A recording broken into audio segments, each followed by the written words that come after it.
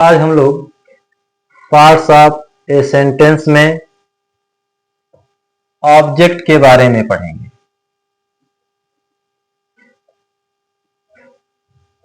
Object object का अर्थ है कर्म। बहुत से लोग सब्जेक्ट और ऑब्जेक्ट में अंतर नहीं कर पाते हैं, कहीं न कहीं वे कंफ्यूज रहते हैं। और मैं आपको स्पष्ट करना चाहूँगा कि ऑब्जेक्ट है क्या, उसका क्या रोल है और ऑब्जेक्ट किस तरह से आप पहचान सकते हैं।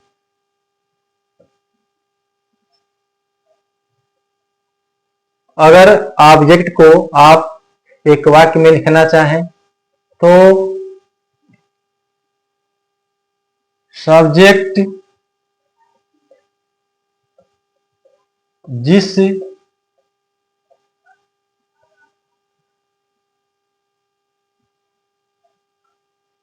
वस्तु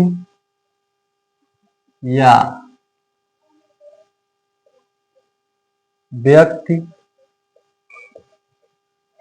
के साथ कोई काम करता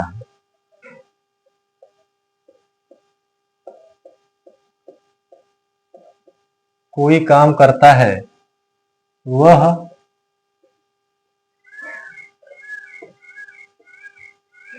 ऑब्जेक्ट कहलाता है।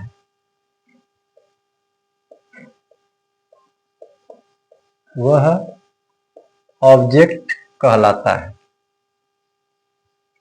यानी कर्ता जो काम करता है वह काम किसी वस्तु या व्यक्ति के साथ होगी। ठीक है,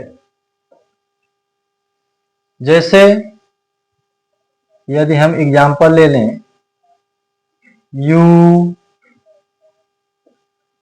help me in the school. यह वाक्य है, देखिए, you help me in the school. इस वाक्य में काम करने वाला है यू, ये तो सब्जेक्ट हो गया। काम कौन सा हो रहा है? हेल्प करने का। किसके साथ हो रहा है? मी के साथ। तो यह मी शब्द क्या है? ऑब्जेक्ट है। ठीक है, यानी यू मी के साथ मिलकर काम कर रहा है और इसी शब्द को आप ऑब्जेक्ट कहेंगे। एक अन्य एग्जाम्पल में, सी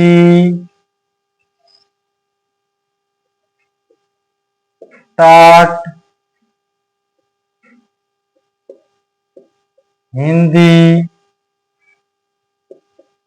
इन द स्कूल। यह वाक्य देखिए, सी taught Hindi in the school. उसने स्कूल में हिंदी पढ़ाया या वह स्कूल में हिंदी पढ़ाती थी। अब इसमें सब्जेक्ट काम करने वाला सी शब्द है और कौन सा काम हो रहा है? पढ़ाने का। यह टीच मेन वर्ब हुई। लेकिन ये जो सी है यह पढ़ाने का काम किसके साथ कर रही है? वह शब्द है हिंदी। तो हिंदी शब्द आपका ऑब्जेक्ट हो गया, यह कर्म है। ठीक है, यदि हिंदी नहीं होती तो अब यह क्या पढ़ाती यह कंफर्म नहीं होता। एक अन्य एग्जाम्पल में, Raman gave him a pen। Raman gave him a pen। Raman ने उसे एक कलम दिया। तो काम करने वाला है रमन, यह सब्जेक्ट है। गिव अर्थात देने का काम हो रहा है। देने का काम किसके साथ हो रहा है?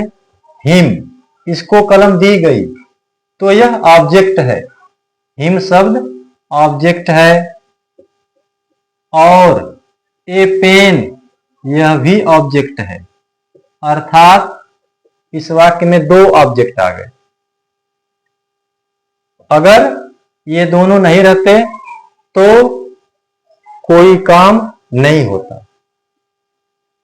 तो स्पष्ट है कि सब्जेक्ट जिस वस्तु या व्यक्ति के साथ, अर्थात कहीं कोई वस्तु आती है उसके साथ काम होता है, कहीं कोई व्यक्ति आता है उसके साथ काम होता है, और उसी को ऑब्जेक्ट कहेंगे। ठीक है, धन्यवाद।